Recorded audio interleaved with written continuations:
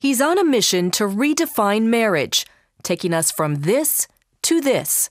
But the words you'll hear are not anything goes, but equal rights for all. They're fighting words for Tim Gill, but don't expect to hear from him. Tim Gill is stealth. He's under the radar. When he goes after a candidate and targets a candidate, he doesn't make homosexuality the issue. He picks something else because he knows the issue of homosexuality is still risky among the electorate. A Colorado native, Gill still calls Denver home. He made his millions in the 80s and 90s as the founder of publishing software giant Quark. But in 2000, he moved to full-time philanthropy. Gill favors giving to mainstream charities like the Denver Aquarium. He ties the money to so-called non-discrimination policies and establishes himself as a community pillar. But it's in the area of politics where his giving is starting to get the most attention. His strategy is to go after the young, up-and-coming conservatives, to knock them out early, and to send a message of intimidation and fear to other conservatives. Gill's giving to candidates and causes began in 2000. It reportedly started with $300,000, then $800,000 in 2002, and a whopping $5 million in 2004. But unlike so many other big-time political donors, Gill focuses almost exclusively on state and local races, believing public policy starts from the ground up. One of Gill's more recent targets was Ray Martinez of Fort Collins, Colorado. As the Republican mayor of this city and heavily Republican area, Martinez thought he had a great shot at winning a state Senate seat. The odds looked very good. The pollings that we saw were very favorable. But in the last few weeks of the campaign, Martinez got hit with an avalanche of media attacking his personal character and pro-life stance. We didn't know who was funding that. We heard rumors of it, but we could never find their names, and we couldn't expose those because it was buried in the, barrage of paperwork. Martinez had raised over $300,000, more than enough, he thought, to win Fort Collins.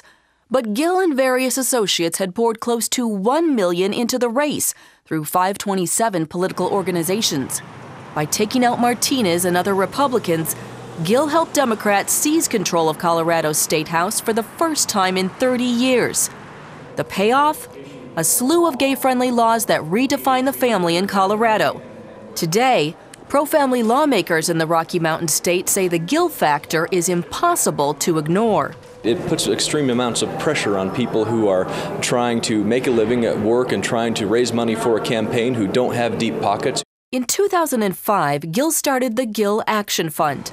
Located in this nondescript D.C. office building, the fund's mission is securing equal opportunity for all people, regardless of sexual orientation or gender expression. The next year, the fund's success rocked the political world. According to several published reports, it orchestrated donations worth $15 million to Gill's favored candidates and causes.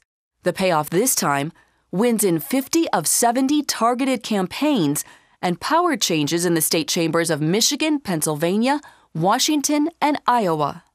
Gill took out Iowa House Speaker Danny Carroll with one of his favorite stealth tactics: small checks from Gill and friends around the country.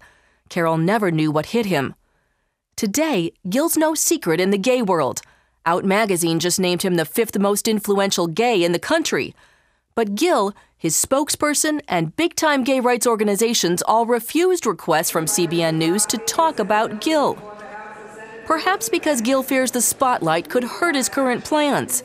Gill did tell Atlantic Monthly that he has an even larger target list in 2008. CBN News found that the New York State House is one of those targets. Last fall, according to the New York Attorney General's office, Gill gave $50,000 to the New York State Senate Democratic Campaign Committee. It doesn't take much, and a few $1,000s in a state race can make a huge difference. Why did Gill pick New York? For starters, the Empire State teeters on the brink of legalizing same-sex marriage.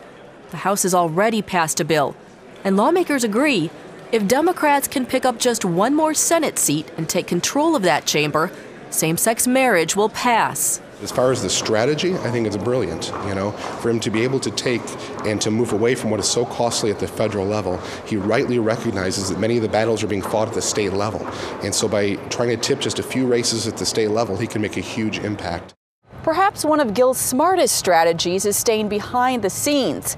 Here in Albany, we've had a hard time finding a lawmaker who knows his name, let alone anything about his influence. Have you heard of a gay rights activist from Colorado named Tim Gill? No, I have not. Are you aware of his influence at all in New York? I haven't seen it in New York. Even the hard-charging Senate Majority Leader Joseph Bruno, who stands to lose the most, knew little, at least before CBN News alerted him. CBN News doing a story on gay rights activist Tim Gill of Colorado. Can you tell me, are you aware of his influence in the state Senate?